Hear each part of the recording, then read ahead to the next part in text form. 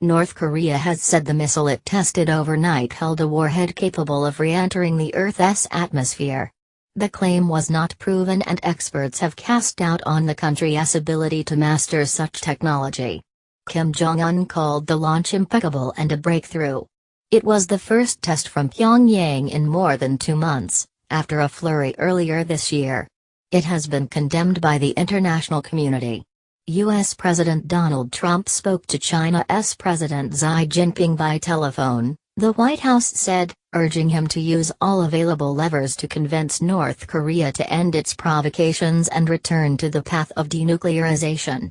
Just spoke to President Xi Jinping of China concerning the provocative actions of North Korea. Additional major sanctions will be imposed on North Korea today. This situation will be handled. End of Twitter post by @RealDonaldTrump. China is North Korea's biggest ally and most important trading partner, and the two share a land border. Experts say the height reached by the missile indicates Washington could be in range of future attacks, although North Korea has yet to achieve its aim of a proven miniaturized nuclear warhead. The UN Security Council will hold an emergency meeting later on Wednesday to discuss the Intercontinental Ballistic Missile (ICBM). The Hwasong-15 missile, described as North Korea's most powerful, was launched in darkness early on Wednesday. It landed in Japanese waters but flew higher than any other missile the North had previously tested. The test, which defied international sanctions imposed over the North's weapons program, drew swift international condemnation. South Korea responded by launching one of its own ballistic missiles in a live-fire drill. Pyongyang says the missile reached an altitude of 4,475 kilometers (2,780 miles) and flew 950 kilometers in 53 minutes. That is close to independent estimates made by South Korea's military. The projectile, fired at a steep incline, did not fly over Japan as some have done in the past, and landed about 250 kilometers short of its northern coast, according to Japanese officials. North Korea has previously said that its projectiles can hit the U.S., but this marks the first time it says it can do it with this new type of missile, which appears to be an upgraded version of previous models.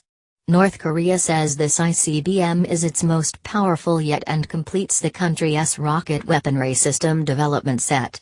There is speculation that the rocket was fueled horizontally, before being placed on the launch pad, the New York Times reports. Such a development would make the North's missiles a harder target to hit in a preemptive attack by the U.S.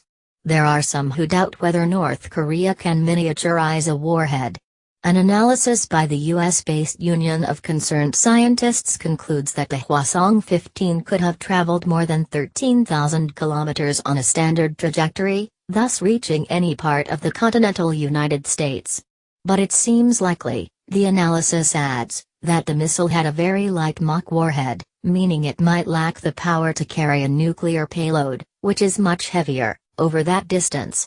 Analysis by Carrie Allen, China specialist. BBC Monitoring China has officially condemned North Korea's latest missile launch, with Foreign Ministry Geng Shuang saying, "We strongly urge the DPRK against actions that exacerbate tensions along the peninsula." State media are strongly signaling that the latest launch is owing to increased frictions caused by the militancy of the US and Japan.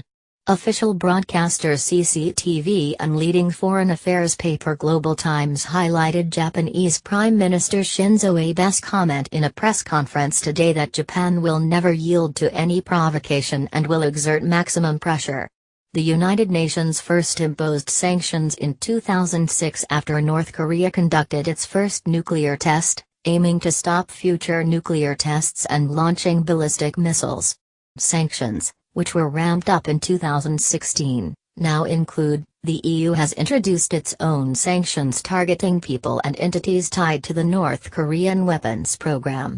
President Trump added to existing U.S. measures by cutting off the American financial system from foreign businesses doing trade with North Korea.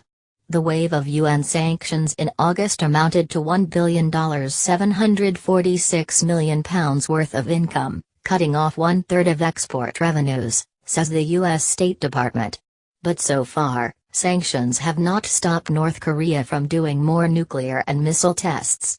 A UN Security Council report earlier this year noted that North Korea uses a range of sophisticated techniques, including cloaking foreign financial transactions, to avoid enforcement.